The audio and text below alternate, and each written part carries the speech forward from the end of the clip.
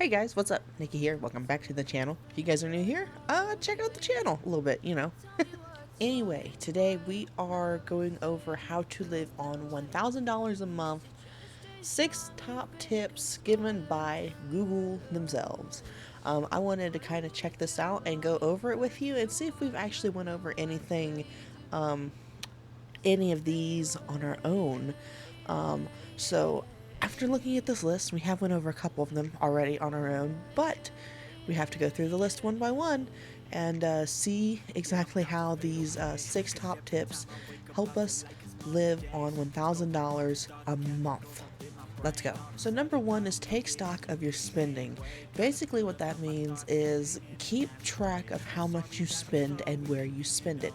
If you see that you're spending, $200 on food, but you're only eating, $100 a month, maybe cut out an extra $100 and either save that 100 or put the 100 towards something where you're lacking, or like I said, putting it in a savings where you can save up money and gather interest and start getting money off of that savings.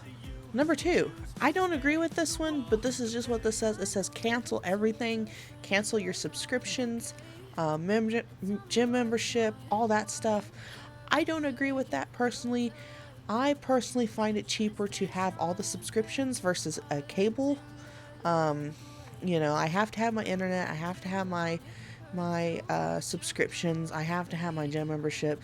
So number two, I guess if you're in like dire straits of needing to be able to survive on $1,000 and you're just not making it in other areas, I guess canceling everything could be a good one, but at the same time, I just wouldn't. I don't agree with this one at all. Number three is check if you're getting the best deals possible, which is a very good one. I'm surprised that we actually haven't went over this one just yet.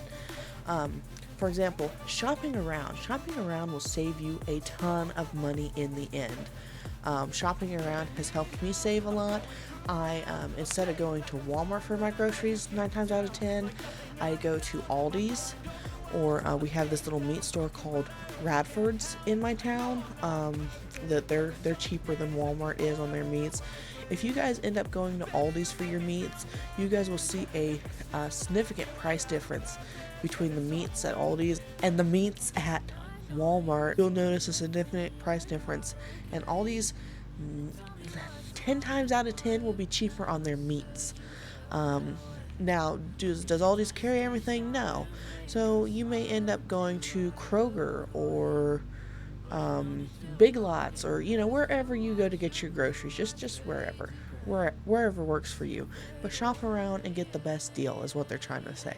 This one, number 4, we actually talked about in the last video that I did, living on $1,000 a month, which was cut your travel costs where realistic, which means, instead of leaving your day one, you leave your house, maybe you go to Walmart, go back to your house, boom.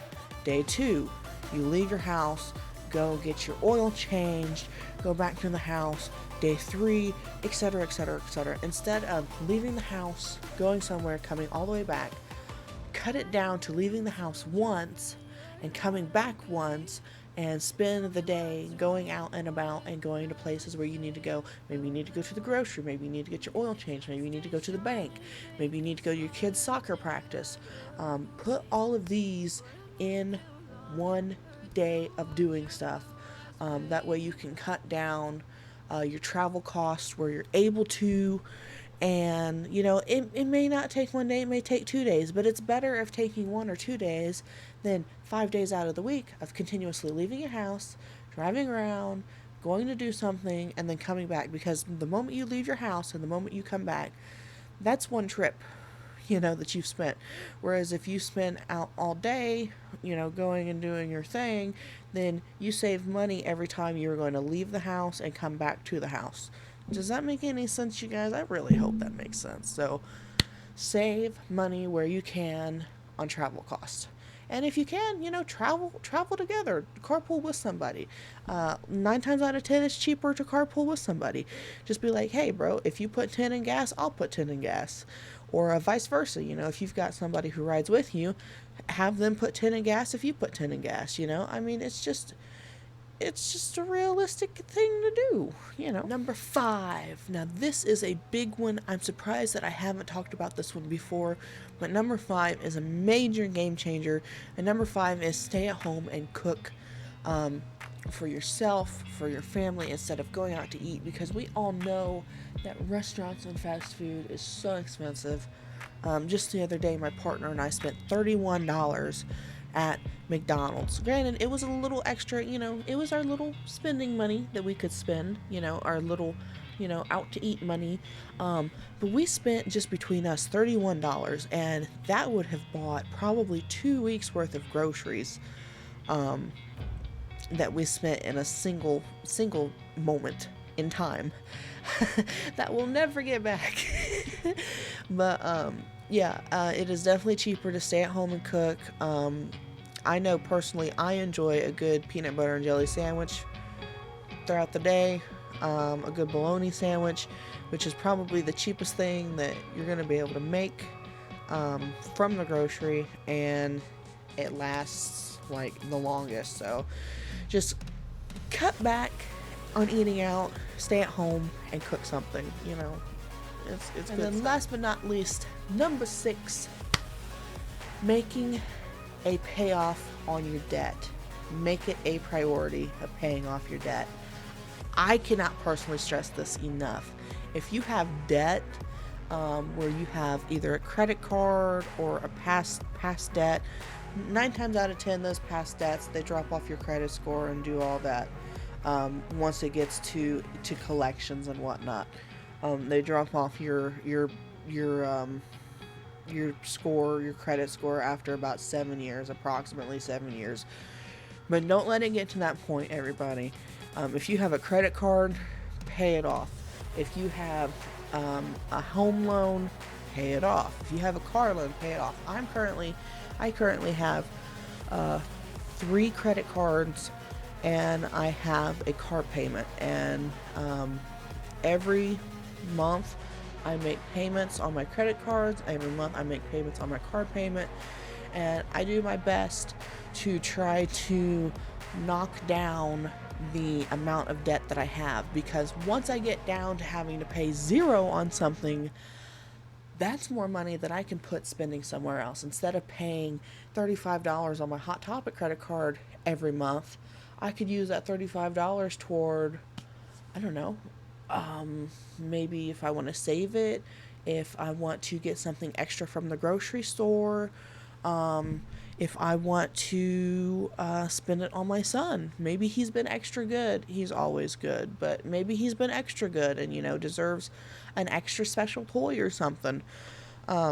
Just make paying off debt a priority, and I can't stress this enough. And I'm surprised that we haven't talked about this in previous videos. This is our 4th video. Talking about how to spend $1,000 a month. I will link the rest of the videos in a playlist at the end of the video, so you guys can go and check it out.